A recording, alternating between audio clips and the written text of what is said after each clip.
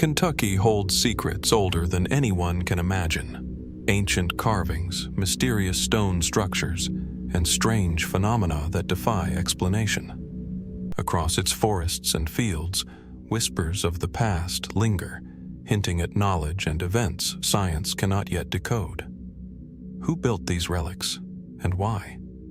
What truths have been buried for centuries, hidden in plain sight? We step into the unknown, tracing the traces of history that refuse to reveal their story, and discover the mysteries Kentucky has kept waiting for us. In the quiet woods of Kentucky, tucked away from the gaze of modern roads and city life, lies a formation that at first glance seems almost ordinary. A long stretch of stone steps, partially covered in moss and fallen leaves, climbing a gentle incline through the forest. Yet there is nothing ordinary about these steps. Known locally as the Indian Staircase, they have long captured the imagination of historians, archaeologists, and curious travelers alike. The stones themselves are unremarkable in material, yet their arrangement, precision, and persistence through centuries suggest a deliberate design far beyond what casual observation might assume. One can almost hear the echo of footsteps long vanished, carried on the wind that rustles through the surrounding trees. The Indian Staircase appears deceptively simple, a series of stone steps ascending a hillside, blending naturally into the landscape. Yet, upon closer examination, the craftsmanship raises questions. Some stones are remarkably smooth, shaped in a way that hints at a sophisticated understanding of geometry, while others bear subtle markings that resist easy explanation.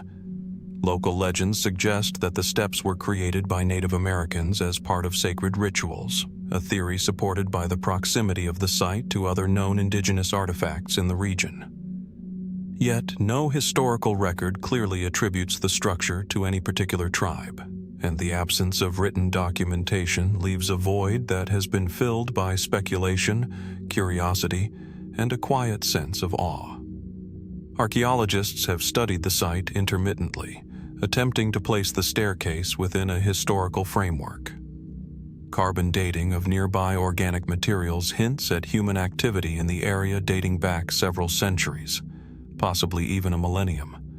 Some researchers suggest the staircase was part of a ceremonial pathway, leading to a place of gathering or spiritual significance, connecting natural features with ritual practice. Others point to practical considerations. Could it have been a route to higher ground, a trade path, or a connector between settlements now long lost to time? Yet each explanation, no matter how logical, seems to leave something unsaid. There is an intentionality here, a sense that the builders were communicating not just through utility, but through something more enigmatic, something that lingers in the rhythm and proportion of each step. Beyond the historical theories, the Indian Staircase has inspired more speculative interpretations.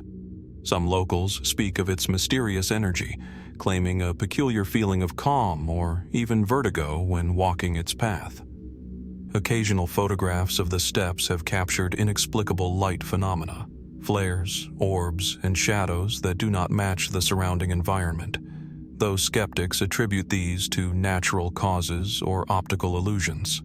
Yet the consistency of these accounts, stretching back generations, suggests a deeper mystery, one that cannot be easily dismissed.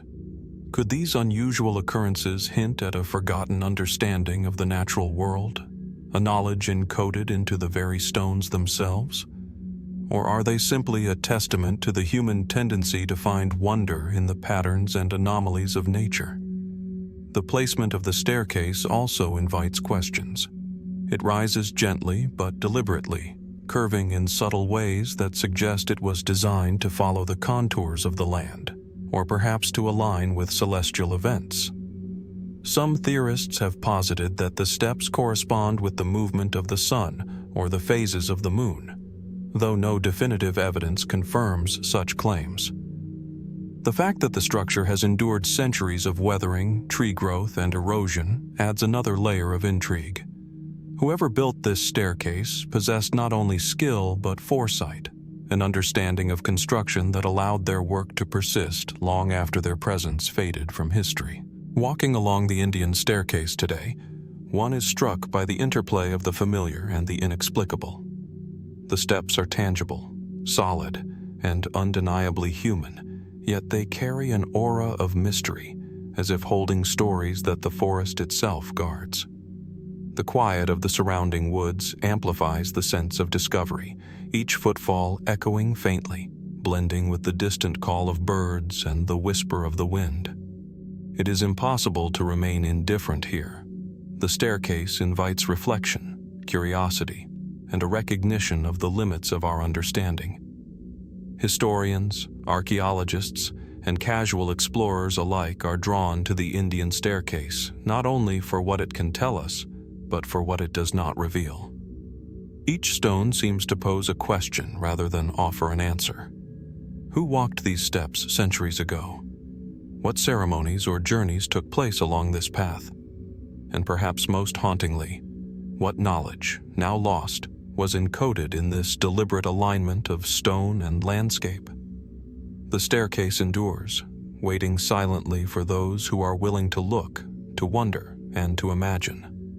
In its quiet persistence lies a reminder that some mysteries are not meant to be solved quickly, or at all. They are meant to be experienced, to inspire awe, and to provoke the kind of questioning that lingers long after the forest swallows the sound of footsteps once again. As we leave the quiet, moss-covered stones of the Indian staircase behind, our journey moves northward, to the sprawling wetlands and salt springs of Big Bone Lick. Here, in the heart of Kentucky, the landscape opens into a vast, undulating plain, dotted with thick reeds and winding streams. The air carries a subtle tang of mineral-rich salt, the very essence that drew creatures, and perhaps humans, to this place for centuries. From a distance, the marshes seem serene, almost pastoral, yet beneath the calm surface lies a history that is enigmatic, even unsettling, a history that hints at stories lost to time. Big Bone Lick is famous to paleontologists for its fossil-rich soils, where enormous bones of mammoths, mastodons, and giant sloths have been uncovered. Early explorers, frontiersmen, and scientists marveled at the sheer scale of these relics, often wondering how such colossal creatures came to be preserved here. But among these well-documented discoveries, another far more elusive story lingers, the tale of a lost tribe, a group of people who, according to oral traditions and fragmented historical accounts, may have inhabited or passed through this marshy expanse long before European settlers arrived. Walking the trails today, it's difficult to imagine humans carving out a life in such a challenging environment. The land is soft and treacherous, the waters brackish and often unpredictable. Yet legends persist of a community that thrived here, leaving behind traces that are subtle, fleeting, and frustratingly difficult to interpret. Some accounts mention remnants of small stone tools, fragments of pottery, or unusual fire pits that do not match the known practices of nearby indigenous tribes. Could these have belonged to a group entirely separate from the historically documented peoples of the region? Or are these simply anomalies, natural formations mistaken for artifacts by eager eyes? Historical records from the 18th and 19th centuries provide tantalizing, though sparse, glimpses. Early European settlers wrote of encountering small encampments along the fringes of Big Bone Lick, often describing the inhabitants in vague terms, noting their apparent absence from surrounding tribal networks. By the time formal surveys and archaeological studies arrived, much of the physical evidence had vanished, eroded by time, weather, and human activity. The mystery deepens when examining the local oral traditions, stories passed down through generations of settlers and Native Americans alike. Some speak of a tribe that was always moving, always hidden, leaving behind footprints on the land, but no lasting villages or permanent markers. What drove these people to vanish, or to conceal themselves so thoroughly that they left virtually no trace? The geography of Big Bone Lick adds to the intrigue. Its salt springs were vital not only to humans, but to megafauna, drawing herds of massive creatures that, in turn, would have provided both sustenance and danger for anyone living nearby. How did the lost tribe navigate these hazards? Did they possess unique survival strategies, knowledge of the marshes, or methods of hunting and gathering that have since been forgotten? Scholars debate these questions, yet each theory raises further complexities. Some suggest that the tribe might have been a small offshoot of known indigenous groups, adapting to the peculiar environment in isolation. Others propose a more provocative idea, that this was a distinct people, now erased from the historical record, whose presence was recorded only in fleeting oral memory and cryptic artifacts. Among the strangest elements of the Big Bone Lick mystery are the occasional unexplained finds reported over the centuries. Some early explorers claim to discover tools unlike any known indigenous artifacts, small, meticulously carved objects of stone or bone whose function remains unknown. There are whispers, too, of peculiar skeletal remains, diminutive and unusual, that were reportedly removed or lost before formal study. Modern researchers approach these accounts with caution, aware that legend and observation often intertwine. Yet even in these cautious retellings, a pattern emerges. Big Bone Lick is not just a place of science, but a repository of the inexplicable, a landscape where the evidence of human ingenuity and survival has been partially erased or hidden. The environmental conditions of the area also hint at why the lost tribe might have disappeared so completely. Seasonal flooding, harsh winters, and the constant threat of disease from the marshes would have made life precarious. Perhaps they moved frequently, following the salt springs and game animals, leaving only transient signs of habitation. Or, more enigmatically, could they have deliberately retreated from regions increasingly occupied by other tribes or European settlers? The absence of definitive artifacts or settlements is not necessarily evidence of absence, but rather a silent invitation to wonder, an invitation that has persisted for centuries. Walking through Big Bone Lick today, one is struck by the interplay of time, nature, and memory. The marshes shimmer under sunlight, the waters reflecting reeds and the sky above. Yet beneath that serene surface lies a landscape layered with the footprints of both giant creatures and vanished peoples. The very salt that preserved mammoth bones may also have preserved stories, whispers of human endeavor that have yet to be fully understood. As the wind moves through the tall grasses, it seems almost to carry fragments of those stories, fragments that resist capture, urging observers to question what really happened here long ago. Historians, archaeologists, and curious explorers alike continue to return to Big Bone Lick, drawn not only by the promise of discovery, but by the haunting realization that the past here is unfinished. The lost tribe may never reveal its full story, and the evidence that does exist remains tantalizingly incomplete. Who were these people, and what became of them? Did they vanish through migration, assimilation, or some other unknown force? Or is their disappearance simply a reminder that history is never fully written, that some stories are meant to linger on the edge of the known and the unknowable? As we pause at the water's edge, gazing out over the marshes and the skeletal remains of the long-extinct giants that once roamed here, it is impossible not to feel a profound connection to the mystery. The lost tribe of Big Bone Lick remains, in every sense, lost, but not forgotten. Their echoes, however faint, continue to stir the imagination, inviting each new visitor to walk lightly, look closely, and wonder. What secrets still lie hidden beneath the waters, the reeds, and the soil of this extraordinary place? From the salt-scented wetlands of Big Bone Lick, our journey leads us eastward, into the rugged limestone cliffs and winding ravines of the Red River Gorge. Here, sunlight filters through a canopy of ancient trees, casting fractured patterns on the forest floor, and the air carries a quiet stillness, broken only by the distant rush of the Red River itself. Amidst these soaring cliffs and shadowed alcoves, one encounters a different kind of mystery. A gallery of stone etchings, etched deep into the cliffs, that have survived centuries of wind, rain, and human curiosity. Known today as the Red River Gorge Petroglyphs, these markings are at once simple and profoundly enigmatic, drawing scholars, explorers, and the curious into a dialogue with the past. The petroglyphs are subtle yet striking. Upon closer inspection, one sees spirals, handprints, abstract figures, and sequences of lines that defy immediate understanding. Each carving is a deliberate gesture, a record left in stone, yet their meaning remains elusive.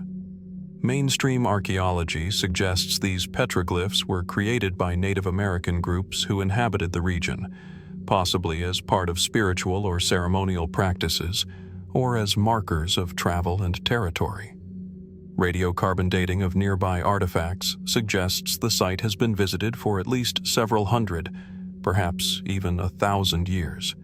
But the precise timing, purpose, and cultural context of the carvings remain a subject of ongoing investigation.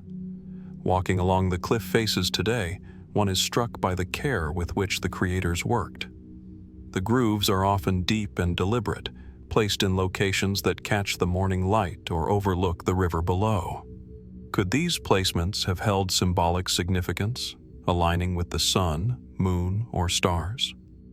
Some researchers theorize that the etchings may have served as a celestial map or calendar, marking seasonal events critical to survival and ritual.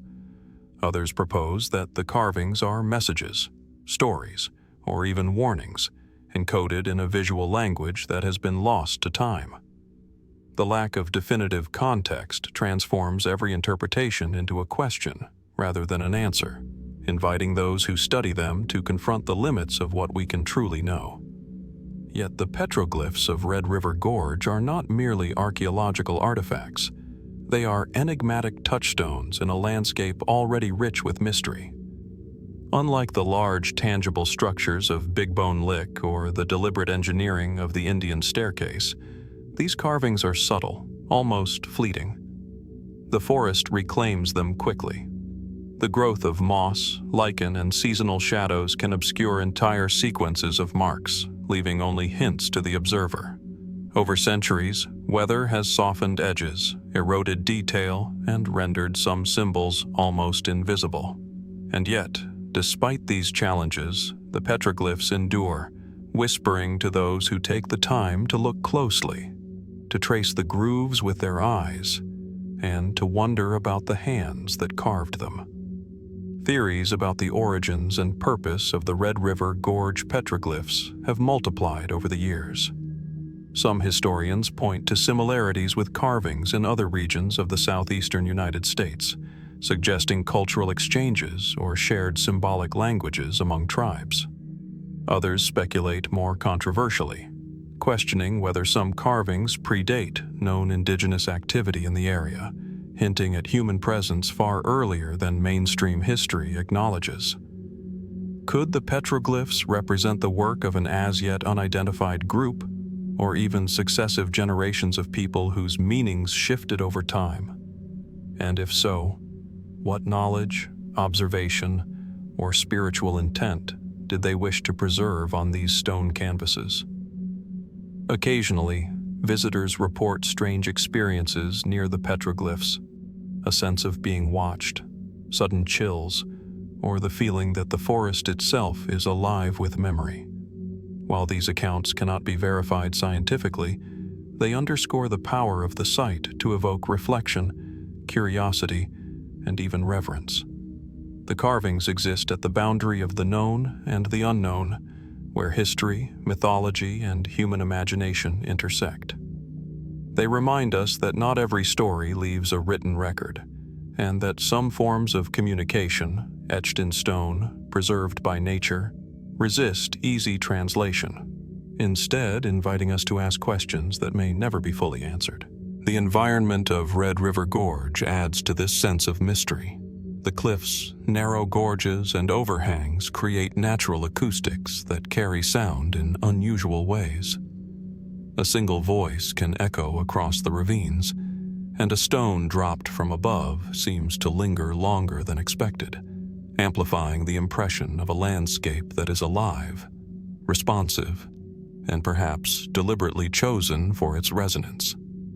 The placement of the petroglyphs, often in areas not easily visible from the main paths, suggests a degree of intentional secrecy or selectivity, a choice to hide, reveal, or frame symbols in a precise way. These decisions, now invisible to the casual observer, hint at a cognitive sophistication that continues to intrigue modern researchers. Moreover, the Red River Gorge is a region marked by geological wonder. Towers of sandstone, natural arches, and cliff faces create a labyrinthine terrain that may have inspired both awe and ritualistic practice.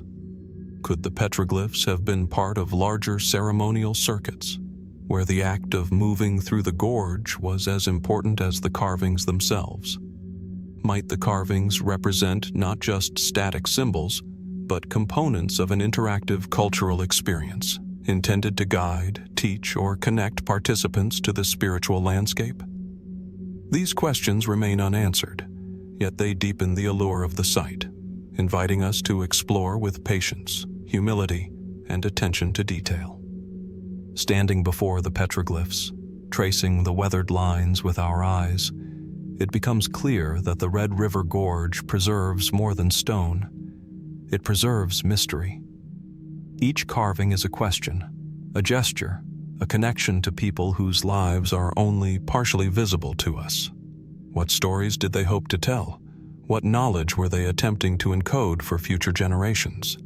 And why did some of their meanings fade while others endured, etched in a medium both fragile and enduring? The answers may remain forever beyond reach, yet the questions themselves enrich our understanding, reminding us that history is not merely a record of events, but an ongoing conversation with the past.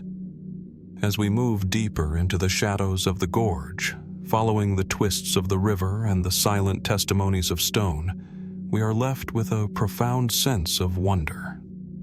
The Red River Gorge. Petroglyphs are more than remnants. They are invitations to observe, to question, and to imagine what still lies hidden in the quiet, sun-dappled recesses of Kentucky's ancient landscape. What secrets remain encoded in the stone, waiting for someone perceptive enough to see, interpret, and carry their story forward? From the carved cliffs and winding ravines of Red River Gorge, our path now turns westward, into the gently rolling fields near Hopkinsville, Kentucky, where the landscape opens into a quieter, more enigmatic terrain. Among these fields, bordered by thick hedgerows and patches of forest, lies a formation that has quietly baffled historians, archaeologists, and locals alike: the Hopkinsville Stone Circle. At first glance, it appears deceptively simple: a ring of stones embedded in the earth, some standing upright, others partially toppled, their surfaces weathered smooth over centuries. Yet the arrangement, deliberate and precise, hints at intentions that are far from ordinary, as if the very land itself was chosen to hold secrets just out of reach. The Hopkinsville Stone Circle is modest in size compared to the grand megaliths of Europe, yet its mystery is no less compelling. Scholars have long debated its origins. Some suggest it was constructed by Native American groups, perhaps as a ceremonial or ritual site, akin to other earthworks and stone circles scattered throughout the Mississippi Valley. Radiocarbon dating of nearby charcoal and soil samples indicates human activity in the area stretching back hundreds, possibly thousands of years. Yet no definitive artifacts or inscriptions accompany the stones, leaving the circle's purpose tantalizingly unresolved. What was this arrangement meant to signify, How did it function within the lives of those who built it? Standing at the edge of the circle today, one notices the precision of its layout. The stones form a near-perfect ring with subtle variations that suggest careful planning rather than randomness. Some researchers have theorized astronomical alignments, noting that certain stones correspond roughly with sunrise and sunset on solstices or equinoxes. Could this have been a kind of ancient calendar, a way for the builders to mark the passage of seasons, the cycles of the moon, or celestial events critical to agriculture and survival? Yet when measured rigorously, these alignments are often inconsistent, leading some to question whether the apparent precision is intentional or coincidental. The ambiguity only deepens the sense of mystery, leaving each observer to weigh the evidence and draw their own conclusions. What makes the Hopkinsville stone circle particularly intriguing is the absence of corroborating structures. Unlike other ceremonial sites, which often include mounds, dwellings, or connected pathways, the circle stands alone. Some historians speculate that it may have served a symbolic purpose rather than a practical one, a place to observe, meditate, or perform rites removed from the daily rhythms of village life. Others suggest it might have been a meeting point, a neutral ground where disparate groups could gather, leaving their mark on the landscape without leaving a permanent settlement. If this theory is correct, it speaks to a level of social complexity and spatial awareness that modern observers can scarcely reconstruct. Over the years, anecdotal accounts have added layers to the Hopkinsville enigma. Locals tell stories of the circle appearing more intact under the light of dawn or dusk, as though it responds to the subtle interplay of shadow and sun. Some describe an uncanny feeling of stillness, a sense that time itself slows when standing within the ring. While these experiences cannot be verified scientifically, they echo a common theme among ancient sites worldwide: the deliberate shaping of human perception through landscape, light, and geometry. Whether these effects were intended or happenstance remains unknown, yet they contribute to the site's aura of quiet power. The stones themselves hold subtle clues if one knows how to look. Weathering patterns, lichen growth, and small grooves hint at both age and care. Some stones bear indentations that could be natural or could represent the marks of deliberate shaping, tools, rituals, or symbolic gestures lost to time. Could these marks encode information, signify ownership, or serve as a guide to the uninitiated? Or are they merely the product of centuries of exposure to wind, rain, and human touch? The Hopkinsville stone circle resists easy answers, preserving its secrets in plain sight while inviting careful observation. Speculative theories abound. Fringe researchers have proposed everything from lost European or Celtic influence to mysterious connections with other megalithic sites around the globe. Others imagine it as a locus of energy, a place chosen for reasons beyond our understanding, where the alignment of earth, stone, and sky creates a subtle, inexplicable resonance. While these ideas cannot be confirmed, they illustrate the human impulse to seek meaning in patterns, to look for threads connecting us to the distant past. And in the case of Hopkinsville, those threads remain tantalizingly frayed. The circle's isolation adds to its enigmatic character. Unlike well-trodden archaeological sites, the Hopkinsville stone circle sits quietly among fields and woods, largely untouched by tourism and urban development. Visitors must approach with care, stepping lightly across uneven terrain to reach the stones. This seclusion preserves a sense of intimacy, a rare opportunity to connect with a place largely unchanged since its creation. One cannot help but feel that the builders intended this privacy, that the site's power derives in part from its remoteness, its quiet dialogue with the surrounding landscape. As we trace the perimeter of the circle, noticing the subtle rise and fall of each stone, the mind inevitably begins to wander. Who chose this location? How long did it take to place the stones so deliberately? What ceremonies, conversations, or observations occurred here, now lost to memory? And perhaps most hauntingly, why does such a carefully constructed formation remain almost entirely disconnected from other known sites, leaving us with the sense of a culture or a moment in time largely erased from history?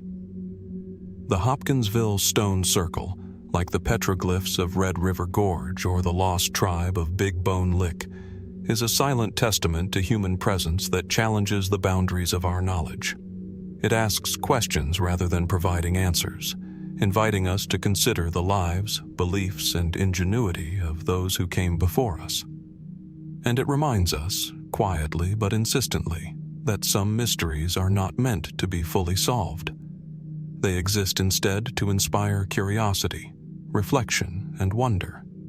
Standing within the circle, tracing the arc of the stones, one cannot escape the sense that we are in the presence of something enduring, deliberate, and profoundly human. The Hopkinsville Stone Circle endures, awaiting those willing to pause, observe, and consider.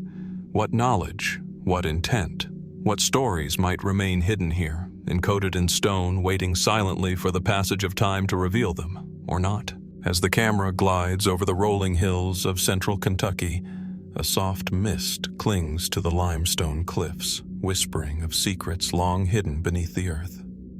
Here lies Mammoth Cave, a subterranean labyrinth stretching over 400 miles, the longest known cave system on the planet. Its entrance yawns like a dark mouth, swallowing sunlight and sound alike, promising a journey into a world where time seems to bend, and the ordinary rules of reality feel suspended. The air at the mouth is cool and damp, carrying the faint, earthy scent of limestone and the subtle echo of dripping water deep within. It is a place of natural wonder, yet also a realm that has invited centuries of curiosity, speculation, and quiet unease. For thousands of years, humans have been drawn to Mammoth Cave. Archaeological evidence suggests that prehistoric peoples carved stone tools here, left behind bones of now extinct animals, and inscribed petroglyphs whose meanings remain elusive. Yet even as modern science maps the cave's twisting passages with precision, certain areas resist explanation. Strange formations and labyrinthine corridors seem almost deliberately designed to confound explorers. Could they simply be the product of natural processes, erosion, and the slow dissolution of limestone? Or might there be something more, some unknown force shaping this subterranean expanse? Historical records add another layer of intrigue. Early European settlers in the 18th and 19th centuries reported hearing unaccountable noises in the caves, low rumblings, ghostly whispers, and the faint echo of footsteps in passages that, by all accounts, should be empty. Miners and explorers occasionally found human remains far from any known paths, as if someone or something had vanished into the darkness without a trace. The most detailed accounts come from 19th century tourists and guides who described passages that seemed to shift overnight, or narrow tunnels that, inexplicably, appeared wider to some visitors than others. These reports were often dismissed as exaggerations or the tricks of imagination, yet the consistency across decades is hard to ignore. Among the many curiosities of Mammoth Cave are the vast, silent chambers, some so enormous they have been compared to cathedrals. One of the most famous, known as the Frozen Niagara, features delicate stalactites and stalagmites that glimmer in the faint light of torches, creating an otherworldly glow.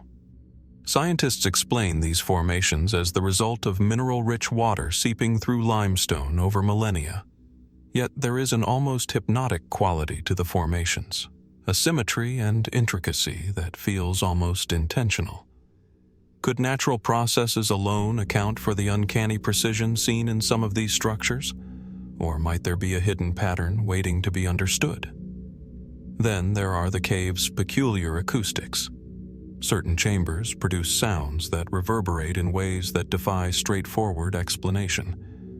A single note, struck with a simple rock, can echo endlessly, bouncing off walls in irregular patterns that some researchers have found impossible to fully map. Indigenous legends speak of the caves as sacred, as places where the earth itself communicates with the living. Could these acoustic oddities have inspired stories of spirits or ancient guardians? And if so, what did those who walked these tunnels centuries ago truly perceive in the darkness? Modern explorations have uncovered even stranger phenomena. In isolated sections, explorers have reported feeling sudden drops in temperature, gusts of wind that seem to emerge from nowhere, and inexplicable shifts in orientation, hallways that seem to twist in ways that confound their instruments. Some speculate that there may be undiscovered chambers, hidden by collapsed tunnels or natural barriers, that could stretch the cave system far beyond what is currently mapped. Others suggest more exotic possibilities: the presence of underground currents of energy or pockets of air that distort perception. Skeptics attribute these experiences to stress, darkness, and the mind's natural tendency to create patterns in unfamiliar environments. Yet the persistence of such reports across centuries and from individuals of widely varying backgrounds hints that something about Mammoth Cave continues to elude understanding. Even the fauna within the cave adds to its enigmatic reputation. Blind fish, rare bats, and peculiar invertebrates thrive in complete darkness, adapted in ways that seem almost otherworldly. Scientists study them to understand evolution in extreme conditions, yet there are tales, mostly anecdotal, of creatures glimpsed briefly in peripheral vision that defy classification. Could Mammoth Cave, like some remote corners of the natural world, harbor life forms that exist at the edge of our comprehension? Or are these simply stories shaped by fear, imagination, and the oppressive quiet of the subterranean world? The cave's very scale feeds the imagination. To traverse its mapped passages is to confront a landscape that dwarfs the human frame, where every echo seems amplified by the weight of millennia. Ancient peoples may have walked these tunnels guided only by firelight, perhaps sensing that they were in the presence of something far larger than themselves. What did they know that has been lost to time? Were these labyrinthine corridors simply a product of geological chance, or were they, in some way, recognized as a sacred or purposeful space? As one descends deeper into the cave, the light from the surface fades completely, replaced by a darkness so profound that it seems to press against the eyes and ears. In that darkness, the ordinary measures of time and space dissolve. One can walk for hours without encountering another soul, and yet the cave seems alive with echoes, footsteps that vanish before you reach them, a distant drip of water that never seems to fall in the same place twice. In such moments, the line between natural wonder and the inexplicable begins to blur, and the mind instinctively reaches for explanations, for stories, for meaning. Mammoth Cave, in all its sprawling complexity, remains a testament to the mysteries that lie just beneath the surface of the known world. For scientists, it is a site of remarkable discovery and rigorous study. For storytellers, it is a cavern of infinite possibility, where history, legend, and the unknown converge. And for anyone who ventures within its depths, it is a place that raises questions no amount of mapping or research can fully answer. How much of the cave remains hidden, waiting for someone or something to reveal it? And what secrets, silent for thousands of years, might still linger in the shadows, untouched by light or understanding?